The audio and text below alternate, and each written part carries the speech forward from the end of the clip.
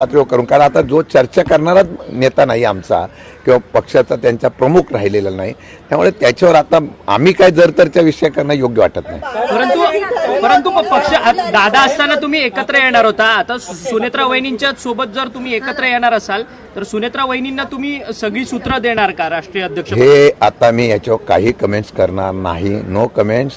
आता याच्यावर आम्हाला एकत्रीकरणाच्या संदर्भामधला कुठल्याही प्रकारचं भाष्य करायचं नाही. दोन्ही पक्षातले जे कार्यकर्ते ते संभ्रमात आहेत. ज्यावेळी घड्याळ चिन्हावरती निवडणुका लढल्या आणि तुमच्याच पक्षातले जे उमेदवार होते ते निवडून आले, त्यांचं काय आता? काय अडचण होत नाही. असं आहे, घड्याळ हातात घेतलं, अंकिता पाटीलने घेतलं, काही अडचण होत नाही. मन जिथं असं, हृदय जिथं असं, तो माणूस कुठेही गेला तरी तो तिथंच असतो. माझ्या माहितीवरून तांत्रिक अडचणी असल्या तरी पक्षाचे पदाधिकारी, पक्षाचे कार्यकर्ते त्या पद्धतीने काम करत राहतील. भविष्य काळामध्ये सुद्धा पक्ष चांगल्या प्रकारे उभा करी मला पाहायला मिळेल.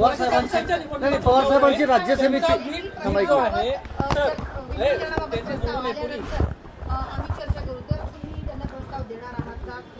आता या विषयावर कुठल्याही प्रकारची चर्चा माझ्याकडून होणार नाही. No comment.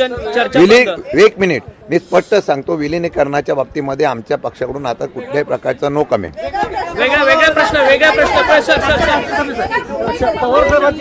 पवारसाहेबांची राज्यसभेची मुदत संपते. आता महाविकास आघाडी म्हणून जर एकत्र राहिलं तर